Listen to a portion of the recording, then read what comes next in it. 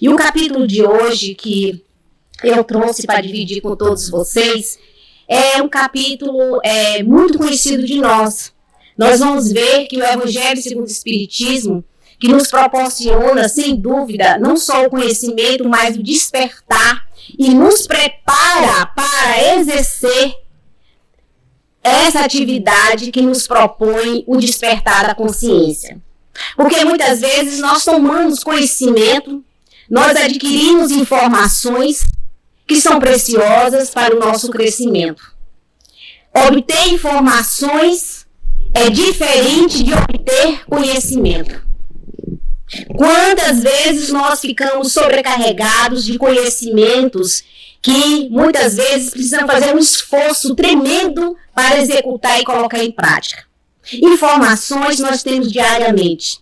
É só abrir a mídia e você ali é levado por tantas informações e que muitas vezes não desperta em nós o que o conhecimento vai fazendo em nós durante essa caminhada.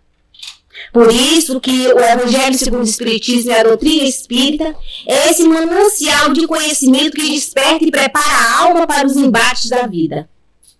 E então, nós trouxemos como enfoque o capítulo número 1, é o capítulo do Evangelho segundo o Espiritismo, não vim destruir a lei.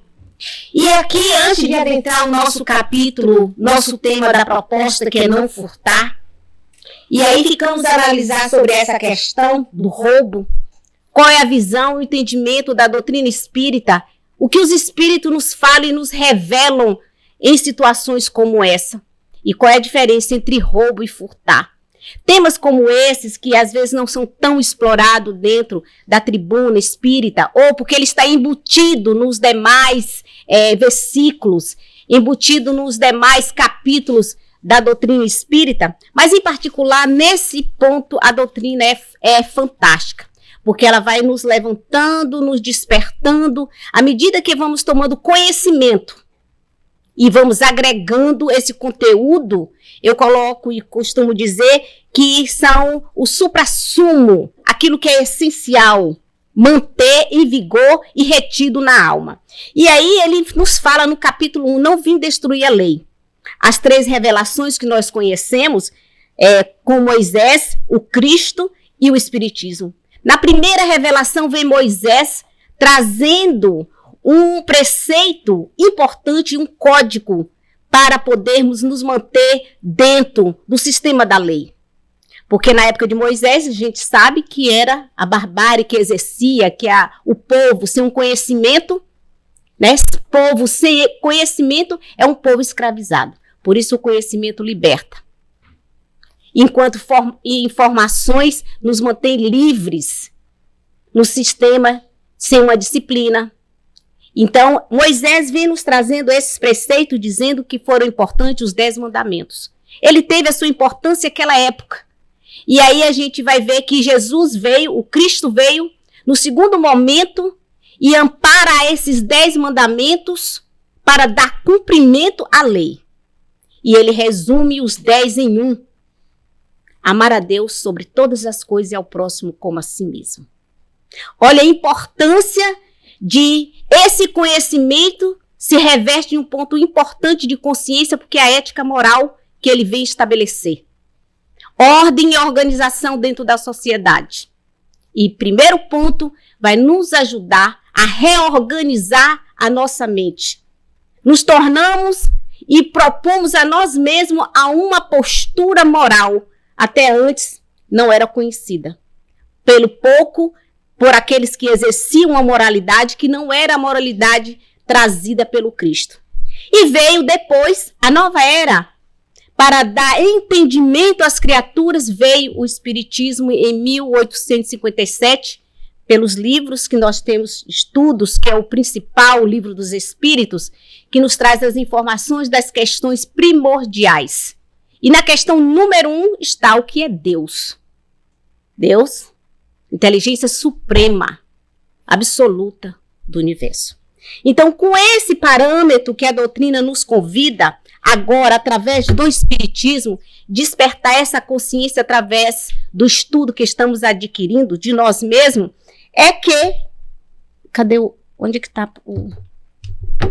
Para passar, Walter? Desculpa, tá aqui do ladinho. Obrigada. É que a doutrina espírita vai nos convidar à reflexão desses 2 livros, a qual eu tive a oportunidade de explorar um pouco mais, já que o Evangelho segundo o Espiritismo já é um trabalho de atividade de rotina de todos nós, mas o livro Justiça Divina, ele traz as questões importantes do livro Céu e Inferno, muito pouco lido ainda por muitos de nós espíritas. Ali tem diálogos fantásticos entre o plano espiritual e o plano encarnado. Questões essas que nos remetem a um código de ética humana, que ainda nós estamos vendo nos dias de hoje o quanto tem suas falhas. Porque o cunho que norteia a criatura e dignifica todo esse trabalho de existencial, junto à lei humana e à lei espiritual, a lei divina e a lei humana, é um código de ética de moralidade. E qual de nós podemos ainda nos credenciar esse ser que abarca todo esse cunho de ética de moralidade? Que ainda somos imperfeitos. Por isso, a justiça divina nesse livro, através do Espírito Emmanuel, é uma proposta de desdobramento desta importância que é o livro dos Espíritos e o livro Céu e Inferno, para poder nos trazer a possibilidade de transitar dentro dos recursos, dentro das atividades humanas, dentro de uma lei que abarca, que acolhe, que protege e que nos coloca em uma linha reta de ascensão espiritual. Qual seria essa lei? A lei natural, a lei divina, a lei do amor, como queiram os senhores dizer. Então, quando nós compreendemos agora, no primeiro mandamento que Jesus fala, que ele é aquele que cobre todos os demais. Porque se fora da caridade não há salvação. Sendo que o amor que nos aproxima do nosso semelhante é o mesmo amor que devo eu sentir pelo outro, eu estou exercendo ali um código de ética de moralidade. De maior alto nível de conhecimento. Porque aquele que abarca esse conhecimento, ele experimenta dentro da realização do fazer. Já não mais penso no amor. Eu preciso sentir esse amor e depois realizar na ação. Pensar que esse existe ou porque leu ou tomou como informação e não sentiu, não praticou, não credencia a criatura dentro das experiências humanas, daquilo que ele já tem como parâmetro para dizer, sim, eu sei como foi que tu realizaste, porque eu sinto e fiz da mesma forma. Então, essa justiça divina que os Espíritos nos convidam a realizar é a justiça de amor e caridade, como pregava Jesus. Então, por isso que ele diz que não furtar, desculpa, voltei atrás aqui, não furtar nesse capítulo, que é um capítulo que vamos ver que está nos 10 mandamentos, mas muito pouco compreendido e realizado por muitos de nós. Então, qual será essa diferença entre furtar e roubar, segundo o dicionário que temos dentro da nossa língua portuguesa? Qual será essa diferença? A diferença entre furto e roubo está no modo como cada um desses crimes contra o patrimônio são praticados.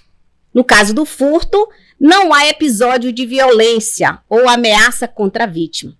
Já o roubo consiste na ocorrência de ameaça ou violência contra quem quer estar sendo roubado, sinônimo do assalto. Mas nós vamos ver que o que nos interessa colocar dentro dessa situação do furto, que é o episódio sem violência, que a gente vê que é o furto que é discreto, dissimulado, aquele que a gente percebe, que vê que ninguém está olhando. A doce ilusão do ignorante é pensar que tudo quanto faz às escondidas permanece oculta por todo o tempo. E não é verdade. Não é verdade. Nós sabemos que o plano espiritual, aqueles irmãos nossos que estão na mesma faixa vibratória, conosco convivem 24 horas. E nós, as nossas atitudes, as nossas ações são vistas por quem? Pelo plano espiritual invisível também. É a multidão que nos acompanha. Então, dentro desse ponto, dessa descrição, dessa dissimulação, dentro do oculto, que nós vamos fazer o ato de furtar, ou seja, de subtrair aquilo que estamos propondo, estamos levando e agregando para a nossa percepção, para a nossa alma, todos os delitos praticados. E aí nós vamos ver um capítulo importante, porque às vezes a pessoa não rouba o físico, materialmente falando, dentro do roubo, do assalto, né? Que é a violência. Mas hoje nós estamos vendo criaturas que têm reações diversas diante do furto. Ao perceber que estão mexendo na sua carteira ou tentando roubar o seu celular, a reação do indivíduo é de bater, de correr, de atirar, e a gente vê de tudo. Mas a primeira intenção é fazer na sutileza, né? Para que ninguém perceba. Mas muitas criaturas pensam que estão lesando somente a parte material do ato. Isso aí a gente vai observando nas entrelinhas do Evangelho, que ele nos coloca e abre a nossa consciência. Peraí, não é só isso que você está levando. Você está se tornando uma pessoa que não tem confiança. E quantas dessas atitudes de furtar, muitas vezes ao contato com a pessoa, nós não queremos furtar o objeto da pessoa. Nós queremos furtar a confiança, minar esse campo, a esperança do outro. Aí vamos ver, no decorrer do estudo, quantas vezes nós chegamos com situações onde o outro tira totalmente a esperança de amor, de cura, de possibilidade de crescimento, tanto material como espiritual ou moral. Quantas criaturas que são mestres em furtar a esperança do outro. E aí nós vamos ver nesse capítulo a importância de se colocar dentro dessas leis vigentes do Evangelho para extrair e aplicar em si mesmo para poder melhorar. E é possível? Claro que sim. Antes foi necessário dizer não, não, não, não, porque o povo não compreendia, trazido pelo amor que poderia estabelecer as criaturas e resgatar do momento do delito moral. E o Evangelho nos traz essa proposta de entendimento. Então, Moisés trouxe o decálogo que nós conhecemos, que é amar a Deus sobre todas as coisas, de não... Deixa eu botar o óculos agora, aqui não dá para ver sem óculos, né? Amar a Deus sobre todas as coisas, não tomar o santo nome de Deus em vão, guardar os domingos e festas, honrar pai e mãe, não matar, não... Nem o óculos tá dando. Não pecar contra a castidade. E o capítulo 7, que é o nosso estudo, não furtar, né? Não levantar falsos testemunhos, não desejar a mulher do próximo, não cobiçar as coisas alheias. Era necessário ter mais não do que frases afirmativas. Quando nós estabelecemos que não faça isso, mas a gente não dá nenhuma explicação, é porque a gente não tem conhecimento daquilo que nós estamos proibindo. É igual dizer para uma criança, a criança está ali brincando, fazendo algo, não faça. Por quê? Não quero, você não faça. Porque não temos argumentação, muitas vezes, do âmbito do entendimento moral para fazer uma explanação daquilo que nós estamos proibindo. Já advém das heranças, daquilo que nós precisávamos ter, que era uma liderança da imposição, porque não dá a abertura à criatura questionar, é não e acabou, é minha lei. Então Moisés ainda precisava lidar com aquele povo, aquela época. Era natural, porque não tinha conhecimento. Os deuses que eram apresentados àquele povo, eles tinham adoração por tantos deuses.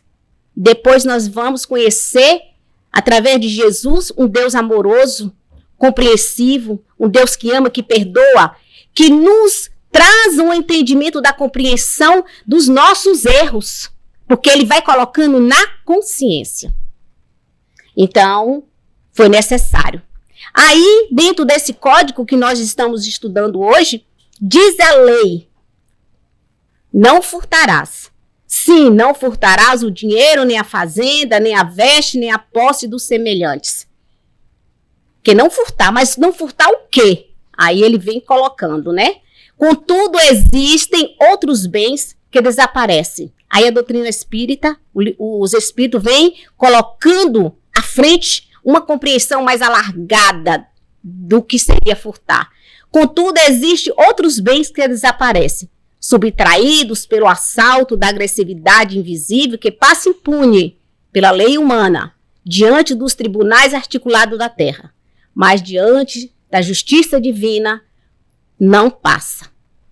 Porque, primeiro ponto, nós não iremos deixar passar.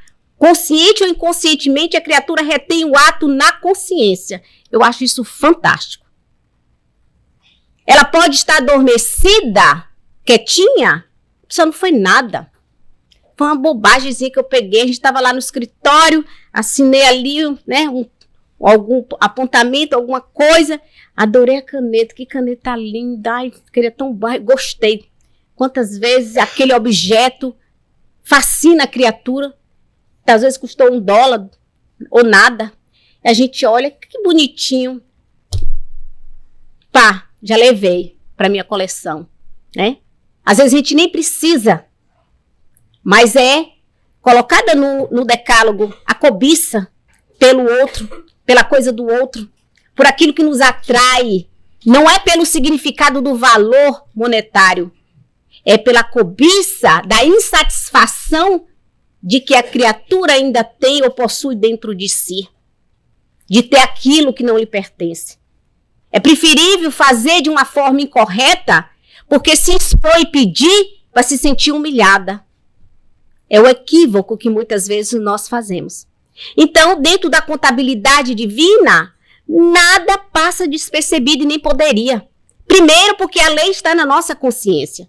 Nós iremos gravar e colocar em algum canto, em alguma gaveta dessa consciência. À medida que eu desperto, me torno responsável, capaz de compreender os atos, eu vou me corrigindo nessa caminhada. Olha a beleza desse amor divino que nos apresenta um código de ética, de moralidade, de justiça, de coerência dentro das capacidades de cada um de nós.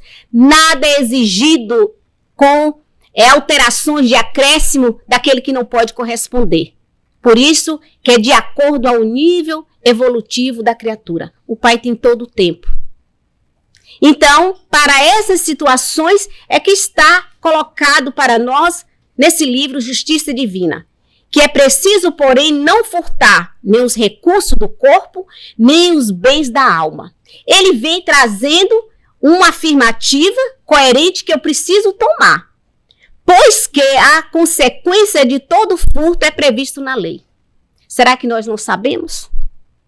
Por isso o Espiritismo coloca para todos nós a importância de adquirir o conhecimento sadio, o conhecimento produtivo, o conhecimento que liberta, porque ao tomar contato com esses conhecimentos, vamos despertando a consciência e nos encontrando em nós mesmos, aquilo aonde eu já compreendo e aceito, e naquilo que eu já posso modificar e fazer diferente. Por isso não só é a parte material, porque precisa se corrigir-se de dentro para fora. Porque ao se corrigir de dentro, eu estou em absoluta consonância com essa lei, eu não saio dela. Mesmo que os fatores externos me convidem a realizar de uma forma direta ou indiretamente. Porque está todo mundo fazendo, né? Às vezes, a gente vê situações que chegam aos extremos. Por exemplo, podemos dar um exemplo sobre isso agora. Um caminhão, né, cheio de alimentos, bate no asfalto, numa rodovia grande, espalha-se tudo ali, o seguro dá perda total e todos se absorvem naquela ideia, porque agora aquilo que tombou, que perdeu, que está caindo, não é de ninguém, pertence àqueles que correm mais rápido. E vão lá, saqueiam tudo, ponham tudo. A gente tem observado isso, está todo mundo fazendo, aí eu vou fazer.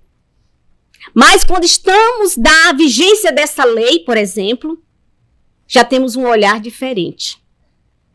Já nos contemos e já temos um freio de mão. Até posso, mas será que eu devo? Poder eu poderia ir, porque o livre-arbítrio está aí. Mas será que eu devo? E se esse devo é a consciência com o freio de mão? Poder vai, mas e as consequências desse ato? Ah, mas foi jogado fora. Quem jogou? Quem disse que temos que ir só porque todo mundo está indo? Isso aí é importante e vale para todas essas questões. Então, as consequências precisam ser muito bem por nós vigiadas. Porque no primeiro momento, a nossa atitude é de agir ou reagir. Que aí vem ver a diferença. Agir ou reagir. Eu estou agindo como? Eu reajo como a essa circunstância. Eu vou me conhecer. E ali eu vou ver, me convém ou não convém, como diz Paulo. Tudo me é lícito, mas nem tudo me é permitido. Primeiro ponto deve passar pela nossa consciência. O que eu vou fazer? É bom? É bom para mim? É bom para o próximo? Aí, quando chega, pode até ser bom para mim, mas quando chega no próximo, o próximo falou, não é assim que você tem que fazer. Não vai ser bom para mim. Você roubar toda a minha carga somente porque ela caiu. E aí a gente vai observar que eu estou atendendo quando não realizo uma situação dessa, é que Jesus coloca amar a Deus e ao próximo como a si mesmo. Faça ao outro aquilo que eu gostaria que fosse feito para comigo. Se coloque no lugar do outro. E esse é um parâmetro muito forte e importante. Por isso, há muitos amigos que restituem honestamente a moeda encontrada na rua. Caiu ali, a pessoa viu, ô fulano, você acabou de deixar de cair aqui um objeto, né? E vai lá e entrega. A pessoa, toma surpresa, uau, entregou. A gente vê isso nos vídeos, vê na mídia, quantas coisas acontecem sobre isso. Pessoas que não têm uma intenção nenhuma de furtar nada, nem tampouco aquilo que foi achado é necessariamente né, descomprometida. E nós vinculamos ou desvinculamos das situações à medida que essa lei nos coloca em vigência. Aquilo que foi perdido pertence a alguém. Ah, peguei a carteira, achei na rua, tá aqui a drive license da pessoa, a carteira tá cheia de dinheiro. E a pessoa, o que eu faço? Devolvo, não devolvo, né? Não sei o nome da pessoa, não vou encontrar a pessoa, seja lá qual for a nossa atitude. A pessoa que tem lei de consciência, o que ela vai fazer? Ela vai buscar as autoridades competentes. Ah, mas as autoridades podem estar falidas, as instituições corrompidas. Problema de cada um. O que eu não posso corromper é a minha consciência, é comigo. Comigo com o Criador. O outro, ele vai dar conta da lei junto ao Criador com ele. Mas eu faço o meu dever de casa. Então, quando nós encontramos criaturas já totalmente tomada pela lei, ela pode achar 1 milhão ou 10 centavos. O valor não importa. O que dignifica o ato naquele momento é a atitude que ela tem perante o que está colocando, o que ela está fazendo. E ali achou um penny, um centavo, ela entrega àquela pessoa. Ou 1 milhão, tanto faz. Porque para ela é a atitude do compromisso que já estabeleceu na consciência. Não me pertence, não é meu. E aí a gente vai vendo que ele diz, mas que não se peje de roubar as esperanças do entusiasmo. Não roubo nada de ninguém. Ai, tem criaturas que têm orgulho de dizer, nunca peguei nada do que é meu. Meus pais me ensinaram a não mexer no que é alheio. Que bom, que maravilha. Mas ao mesmo tempo, situações não roubam material.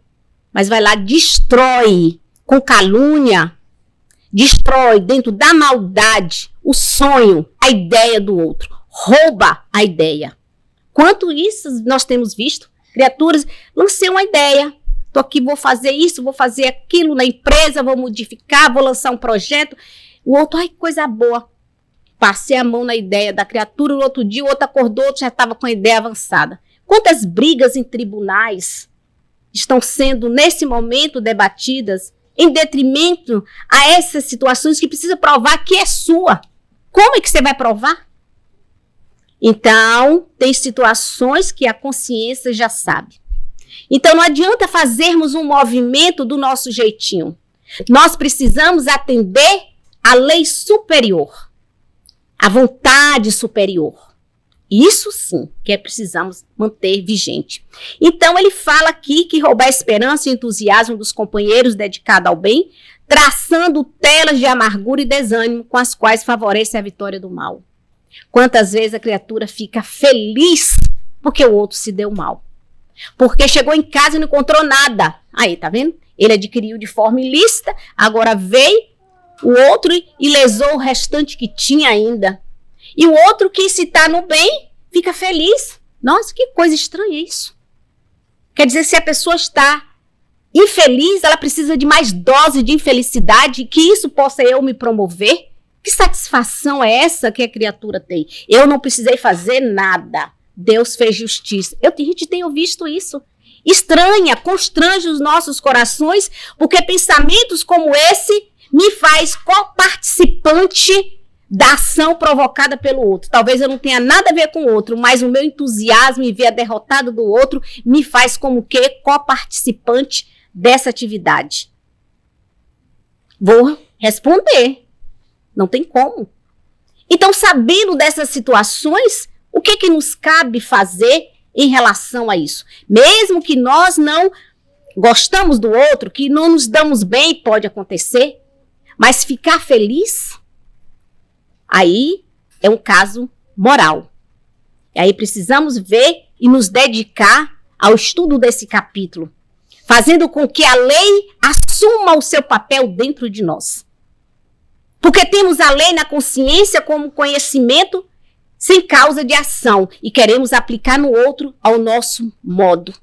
E quando é para o outro, nós aplicamos com um pouco mais de sal na comida, para ele sentir o peso da minha ira, da minha revolta. Então essa alegria do outro, em detrimento da infelicidade do outro, é um pouquinho do sal da minha justiça humana, falha.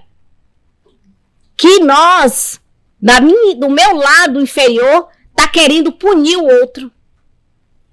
Você imagina? Então precisamos fazer uma correção de nível, de equivalência, para poder fazer com que essa lei, uma vez desperta na nossa consciência, ela primeiro corrige em nós. Através da oração, através do perdão, através do evangelho no lar. Nós temos várias terapêuticas que pode atenuar, até mesmo ir minimizando ao ponto de fazer sua equivalência de sedimentação na alma e a criatura passar a sentir compaixão, a sentir misericórdia pelo que aconteceu. Embora muitas criaturas se apresentam nesse momento sentindo tudo isso dentro da vitória, sentindo que fica mais fortalecido, em quê? Em como? A não ser no orgulho, na vaidade, na prepotência. Né? E para isso, muitos respeitam a terra dos outros, entretanto não hesitam em dilapidar-lhe o patrimônio moral, assentando contra eles a maledicência e a calúnia, que é um furto disseminado, bem daqueles urdido, planejado, porque a calúnia ela mata, ela não só faz sofrer aquele que foi caluniado, ele faz matar as criaturas, né? Então, precisamos ver, a fofoca é terrível. A fofoca, ela tomou hoje um nível, uma proporção bem maior. Que antes a fofoca de porta de casa, ou de janela, ou de rua, ou de esquina, era muito, talvez, ficavam até com medo de ser pego em flagrante de fofoca. Hoje as pessoas fazem assim, abertamente, a mídia, a multiplicação, e a gente nem sabe, nem ouviu outra parte, a gente sai reproduzindo, né? A maledicência, a fofoca, que está introjetada, tudo isso. Então ele fala que há criaturas que nunca arrebataram objetos devidos ao conforto do próximo, contudo não vacilam em surrupiar-lhes a confiança. É você vacilar, é seu amigo, senta na mesa contigo, participa da refeição. E nós temos visto isso muito claramente, Jesus exemplificando isso para nós. Aquele que se faz de amigo, porque quando Jesus reuniu os 12 apóstolos, né? Lembram? Estávamos lá na ceia que antecedia um dia para ele ser crucificado. E Jesus ali né, conversando com seus apóstolos, ele sabia quem era quem. Aquele que ia traí-lo, que ia vendê-lo por 30 moedas, aquele que ia negar, estava sentado na mesa com Jesus, e quando Jesus vai lavar os pés de Pedro, lembram dessa passagem? Ele fala, não, Senhor, faz isso não pode. O Senhor é meu mestre, eu sou seu discípulo, eu que tenho que lavar os seus pés. Aí Jesus fala, calma aí, Pedro. Falando com a minha linguagem, tá, gente? Calma aí, Pedro. Se não deixares, não terá parte comigo. Eu achei isso tão fantástico, que Pedro quis dar uma de super-herói àquela hora, mas ele não entendeu o gesto de Jesus, como nós até hoje muitas vezes não entendemos. Jesus quis colocar para ele que ele tinha que se fazer humilde, né? Porque a humildade cabe em qualquer lugar. A arrogância, e naquele instante, Jesus sabia, conhecia o caráter e a personalidade de Pedro, né? Então, e naquele momento ele também sabia quem foi que ia negar Jesus 3 vezes antes que o galo cante. Quem seria ele? Jesus sabia, são as nossas falhas humanas. Então, ele sabia da fragilidade daquele discípulo naquela hora. Mas ele não relegou e não rejeitou, porque ele saberia que mais tarde ele iria despertar a consciência e atender a lei. E atender a lei é atender a Deus. E passaria a se modificar a tal ponto, de tal forma, que ele será um exemplo de acolhimento na casa do caminho, aqueles irmãos que vinham sofrendo depois, disseminando o evangelho de Jesus, defendendo Jesus humano, não, defendendo as leis trazidas por Jesus, a mensagem morredora que ele trouxe. Ele trouxe tanto para a consciência que ele viveu aquele evangelho de verdade, que nós estamos até hoje tentando viver o evangelho. Então, naquele momento, Jesus conhecia. A mesma coisa está ali, Judas. Não, Senhor, mestre, jamais. E foi lá e vendeu por 30 moedas. E Jesus sabia. Sabia que aquele beijo que iria receber era o beijo da traição. Hoje o tapinha nas costas, né? A mãozinha na cabeça. Tô contigo, nós estamos juntos. Vamos orar. E ali a gente não vê mais nada. A gente vê outras coisas acontecendo. Então, quando ele fala que no conforto, né, que nós queremos ver o outro, às vezes é de boca para fora. Porque por dentro nós estamos, né, dentro da cobiça, dentro da inveja. Aí, conseguiu essa casa? Só Deus sabe. Sei não, né? Nós ficamos desconfiados, assaltando as nossas mentes, o que é pior. Porque quando eu coloco um julgamento indevido, negativo, pejorativo, dissimulador, condenador, castrador, eu estou assaltando a minha consciência. É incrível, mas é verdade. Porque eu penso mal. Conseguiu a casa, o carro, sei não, né? Ele ganha quanto? Começamos a investigar. E ali a maledicência rola solta. Então, ele vai nos falar que temos que fazer, sim, uma limpeza, apesar dessas leis já serem estabelecidas nas nossas consciências, e é para isso que elas servem, para ir limpando as nossas imperfeições, nos retirando as impurezas morais através do fazer. Porque enquanto eu fico vigiando o outro, vendo o que ele faz, o que ele tem, o que ele conseguiu, se é lícito ou não lícito, eu perco tempo em me autoanalisar dentro daquilo que eu preciso me corrigir e me melhorar. Eu tenho que olhar para minha casa, para o que me pertence e fazer de conforme a lei determina que precisa ser feita. Então, e há pessoas inúmeras que jamais invadiram a posse material de quem quer que seja. No entanto, destrói sem piedade a concórdia e a segurança do ambiente em que vive, roubando o tempo e a alegria dos que trabalham. Isso é muito comum nos nossos dias. Olha como o evangelho é atual.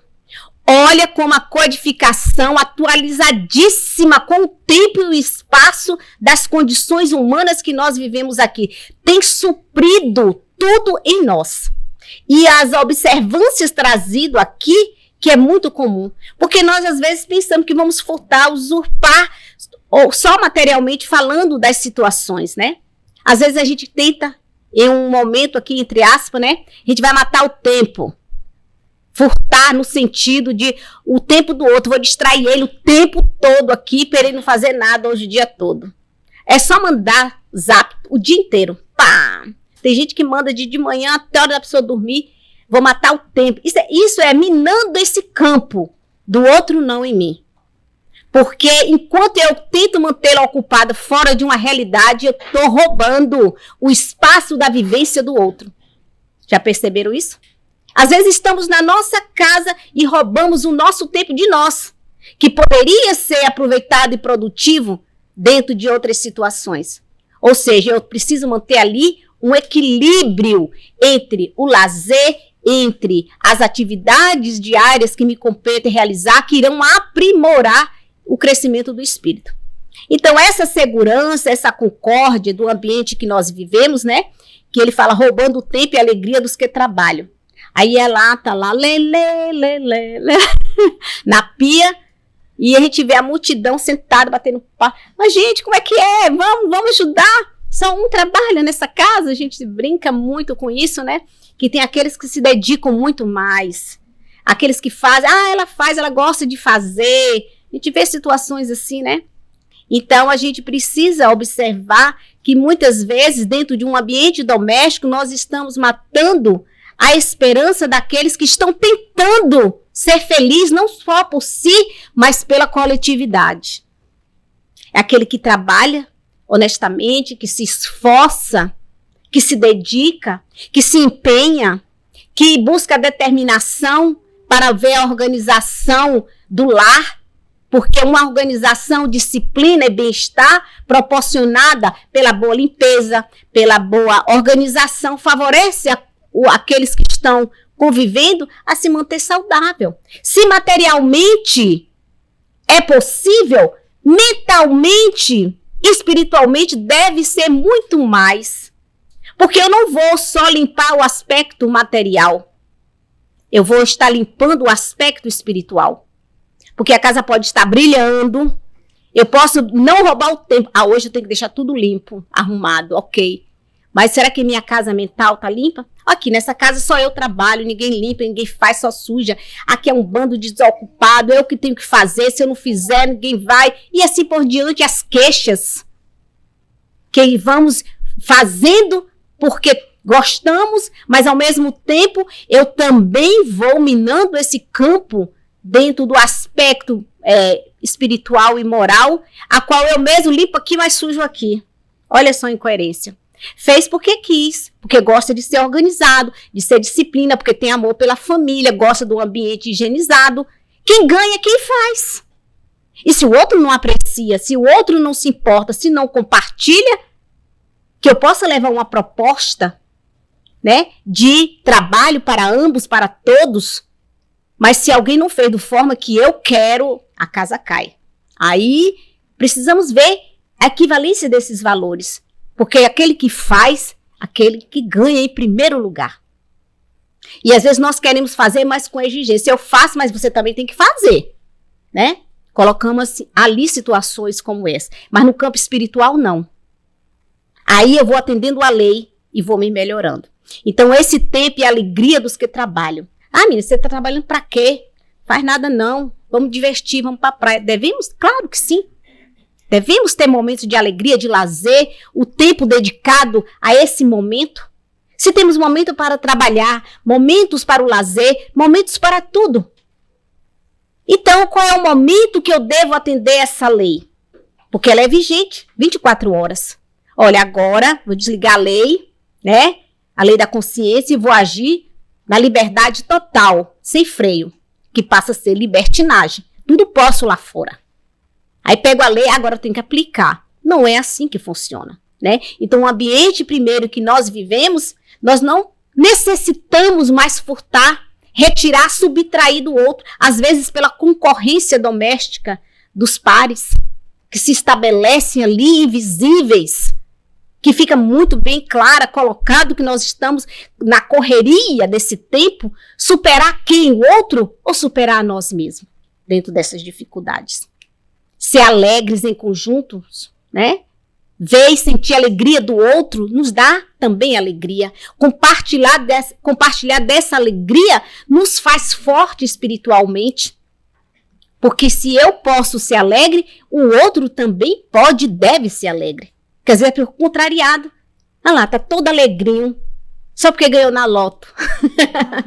Tá todo alegrinho porque foi premiado. E assim fica revoltado com o outro, porque o outro chegou, olha, conseguiu um emprego. Oh, meu Deus, que coisa. Um emprego. Foi. Já estava na hora, né? Você passou do tempo. A gente ainda faz assim, um puxão de orelha. O outro conseguiu fazer, modificar, fez uma reforma. Olha, vou pro Brasil, tô indo pro Brasil. Pro Brasil. Foi ensinar para Paris, menina. Não sei o quê. Bota tudo uma pitada de desgosto, de falta de amor, de falta de tolerância, de resiliência. Que bom que você vai pro Brasil, que alegria, boa viagem. Não, você tinha que ir para Paris, né? Então são essas situações que precisamos modificar, atendendo à lei, né? E nos confraternizando com a felicidade do nosso próximo. Então, não furtarás, estatue o preceito divino. É preciso, porém, não furtar nem os recursos do corpo, nem os bens da alma, pois que a consequência de todo furto está previsto na lei. Eu acho isso maravilhoso. Porque em contrapartida podemos, né, usurpar todos, porque a lei humana todo dia tem as suas alterações. Todo dia surge uma lei nova. E se não surge nova, ela tem uma complementação. Né? Todo dia muda em detrimento à sociedade. Então, quando Jesus coloca, ou quando esse preceito traz para nós essa lucidez que nem os recursos do corpo, a gente pergunta, o que é que me pertence mesmo? O que é que nos pertence? Porque vamos desencarnar, ninguém vai levar nada. Nem aquilo que a gente tenta guardar, né? E nós não vamos levar nada. Absolutamente nada. É o preceito divino, não furtarás. Porque às vezes nós precisamos ensinar, às vezes não, temos que ensinar pelo exemplo, como Jesus fez, demonstrou. É ensinando aos nossos filhos esses valores. Porque às vezes a criança chega da escola com uma borracha linda, um lápis, e filho, eu que ganhei, eu que achei. Às vezes a gente conhece, nós sabemos, já fomos criança. E às vezes o pai já percebe, a mãe já percebe que aquele brinquedinho que ele chegou em casa, né? Foi na casa do coleguinha e eu que ganhei. Você observa, você vai verificar. Bom, meu filho, vamos ver, né? Vamos lá saber. E às vezes quando a gente chega para tomar conhecimento, não foi bem assim, não foi achado. Como criança que já tivemos e já fomos pegos na lei, às vezes os nossos pais que nos conhecem tão bem, nos pega ali no delito. Enquanto criança, você tá mentindo, não tá? Ele não falou isso, você pegou isso. A gente percebe. E ali o que a gente vai fazer? Não aplicar, né, uma multa? Quando formos pegos em delito dentro da sociedade, passando no sinal, né, vermelho, toma uma multa. Não tem alguém vendo? Rapidinho, né? Passou. Mas lá na contabilidade divina, Líbia, tal dia, tal hora, tal segundos, né? Tava indo pro centro de Defield, está ali registrado, passou no sinal vermelho. Naquela hora a minha lei, vou ser multada. Apesar de receber um ticket, ter que cumprir e pagar, eu tenho que fazer outro acerto de conta com a minha consciência. E ali eu vou ter que restituir. Porque não tem jeito, né? Temos que restituir aquilo que foi lesado, moralmente. E ali eu aprendo, chegou no amarelo, não parar. Né? Esperar a vez, aí eu adquiro essa consciência, aprendo, não faço mais. Então é preciso não furtar nem esse recurso do corpo, que eu acho que é meu, né? Vamos furtar isso, vamos pegar aquilo, vou tirar, vou roubar. Nem os bens da alma. Olha só, nem tirar a esperança, né? Não vou tirar nada de ninguém. que a consequência de todo furto está previsto. Não chame de destino as consequências de suas próprias escolhas. Ah, porque tinha que ser assim, tinha que ser desse jeito. Aí a pessoa fala assim, olha, do jeito que ele vivia, o fim dele era aquele mesmo. Que o destino, a gente pode traduzir aqui como livre-arbítrio das escolhas. Aconteceu porque o infrator, de tanto reincidir na falta da lei, ele é pega por ele. Lei de causa e efeito, minha gente, não tem por onde. Se eu reincidir, passando no sinal vermelho, o que vai acontecer? A lei, uma hora, precisa me tirar da cena, da situação, para mim não complicar. Mas, coitadinho, por que isso aconteceu com ele? Lei de causa e efeito, né? Então, são as nossas escolhas. Às vezes, já passamos para um nível do furto que passamos para um furto de uma doença crônica psicológica. Já ouviram? Pessoas que roubam pelo prazer de roubar, de furtar, não para saciar uma parte da necessidade material, mas para satisfazer a alma que já se tornou uma doença crônica, né? Que precisa de um tratamento de equivalência. E concluindo, o nosso Evangelho segundo o Espiritismo, nesse capítulo fabuloso, capítulo 15, Salvação dos Ricos, traz essa mensagem: nenhum servo pode servir a dois senhores, ou seja, a parte espiritual e a parte material. No sentido do nosso orgulho, nosso egoísmo, que nos mantém na parte de servir a mamon, como ele fala, né? Nenhum servo pode servir a dois senhores, porque ou há de aborrecer um e amar o outro, ou há de entregar-se a um e não fazer caso do outro. Vós não podeis servir a Deus e as riquezas. Está falando do plano material, né? Está em Lucas. E eis que, chegando-se a ele, lhe disse: bom mestre, que obras boas devo eu fazer para alcançar a vida eterna? Jesus lhe respondeu: por que me chamais de bom? Bons só Deus o é. Porém, se tu queres entrar na vida, guarda os mandamentos. Olha, Jesus trazendo isso, em Lucas ainda, se quiseres, guarda, lembrando a cada um de nós, né? Guarda os mandamentos. Ele lhe perguntou: quais?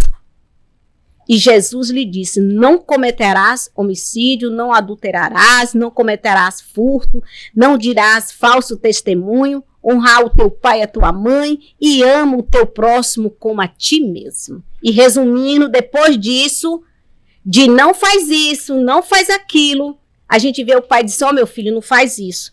Minha filha, não faz, vai por esse caminho.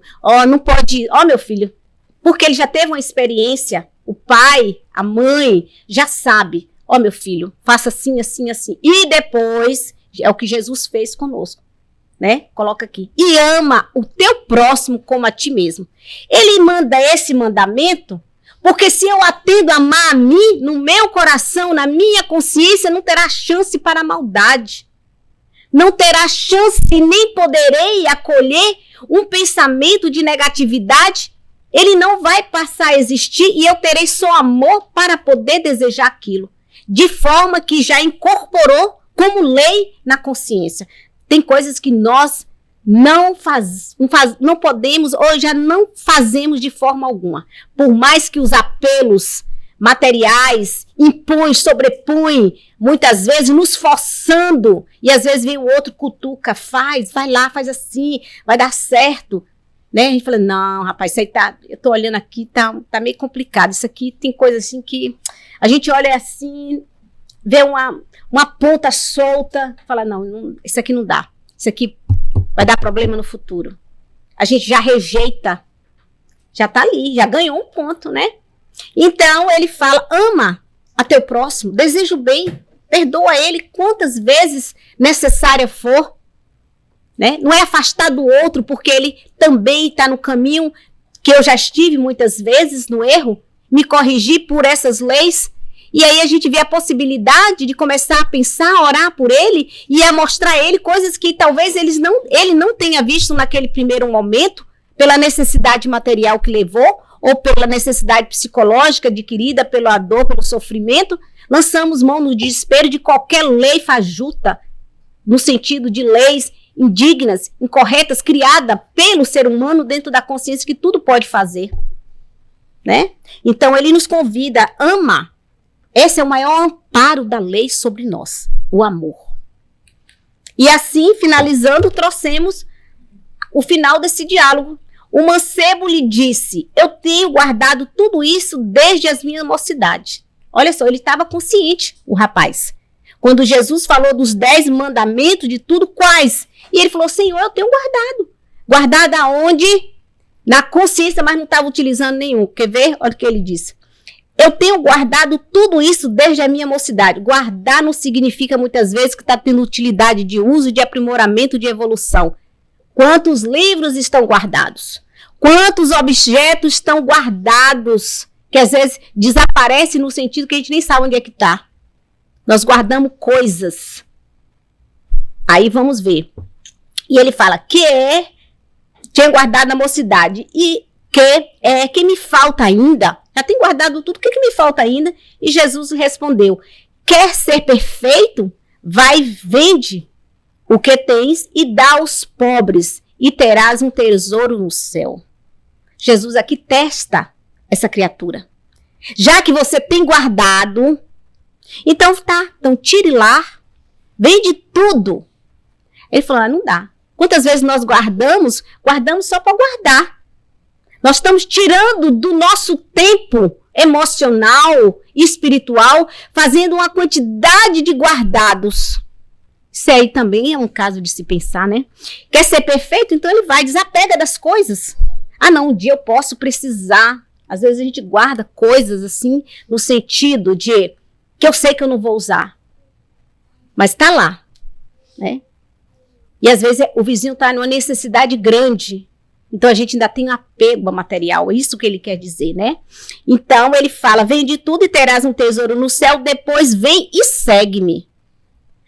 Para ir desprendido de todos os atavismos, de todos os adornos que nós colocamos em nós, que nos detém fora da lei. Porque quando nós apegamos, criamos riquezas ilícitas, muitas vezes, adquirimos coisas que nunca nos pertenceram e a gente vai ver que, nossa, apareceu tanta canetinha e a pessoa não tem consciência desse ato. Vamos ver, vamos observar. Criaturas que se afastam de nós somente porque nós falamos: ah, menina, não vai dar certo, quem é você? E você vê os amigos sumindo, desaparecendo da relação, da convivência, porque o outro não suporta te ver feliz. Você está indo no centro, é agora, é? Ah, você é espírita, você está indo no KSSF? Ah, não. Então, né, a relação já mudou. Já mudou. Se fala que é espírita em algum lugar, Deus me livre. Então, são essas situações que precisamos desapegar. Retirar o desapego, o preconceito e livre de coração para amar o outro. Então ele fala: o mancebo, porém, como ouviu estas palavras, retirou-se triste, né? Porque tinha muitos bens. E Jesus disse aos seus discípulos: em verdade vos digo que um rico dificultosamente entrará no reino dos céus. Ainda vos digo mais, que mais fácil é passar, né, por um camelo, pelo fio do camelo, pelo fundo de uma agulha, do que entrar um rico no reino dos céus. Precisa entender também essa passagem. Então, o mancebo, o rapaz, saiu porque ele não queria desapegar dos bens materiais. Ele queria atender a Mamon no sentido das conquistas materiais. E Jesus mostrou outros valores. Nesse aspecto, quando ele fala para nós que dificilmente é o rico no sentido do orgulho, é no sentido do materialismo, porque o materialismo nunca tirou e regenerou ninguém de situação de penúria nenhuma. Nunca recompôs nenhuma mente que foi infratora de si mesmo ou do outro. Então Jesus mostra esse reino de amor, o reino do perdão, do desapego, porque vamos desencarnar, não vamos levar absolutamente nada. Levaremos aquilo que temos condições de colocar na nossa consciência e nos trazer a tranquilidade, né? Então Jesus fala que é mais fácil, né? Ele troca aqui, fazendo uma analogia, tá mais fácil, ser difícil de você passar por essa porta estreita. Lembra da porta estreita, da porta larga, no sentido do orgulho. Precisamos nos tornar humilde, resiliente de nós mesmos, das nossas atitudes. Porque aqui está um ponto, muitas vezes, que muitas riquezas foram adquiridas através do roubo, do furto, da dissimulação de tantas coisas, da maldade, da maledicência, que são esses frutos que Jesus nos convida a deixar e a plantar uma semente nova de esperança, de luz, de amor, de leis capazes de nos conduzir ao processo evolutivo com segurança, né? Então, essa é a beleza desse ensino que Jesus nos convida a realizar hoje e agora. E assim eu trouxe aqui, queria ler, finalizando, uma passagem bem simples, no sentido do conhecimento para todos nós, mas profundamente eficaz, que está no livro Chico Xavier, Tempo de Luz, uma coletânea que ele tem de bolso, que é fácil para podermos adquirir, no sentido de termos acesso às emergências de situações que muitas vezes o nosso tempo não tem como não ficar sentado em uma cadeira e esperar, em um consultório, né? Em alguma repartição, ou algum momento que eu possa extrair e meditar sobre o que eu preciso para podermos fluir dentro dessa lei. E ele fala aqui que quando estivermos em situações, ou que temos contato com alguém que está passando por essas situações, né? Que possamos atender, porque Deus sustenta cada um junto a essa lei. Então ele diz, Deus te sustentará. Se alguém te engana e perdoas a esse alguém, vem pedir contas. Deus te fortalecerá na jornada para a frente. Se alguém cria meios de fazer-te chorar e procura sorrir, em auxílio aos outros que necessitam de ti, Deus te revestirá de forças novas, a fim de que a paz seja consigo. Se alguém te atravessa o caminho, apropriando-se das vantagens, tirando proveito de ti, que talvez viesse pertencer-te estes objetos ou essa luz de esperanças, e sabe você esquecer os aborrecimentos e prejuízos em favor do contentamento alheio. Deus te guiará para conquistas mais valiosas. E se alguém te censurar pelo que falas, se não te compreender o que fala, injustamente muitas vezes, e consegue esquecer todo o azedume do outro, todas as imperfeições, não te preocupes, porque Deus te guiará.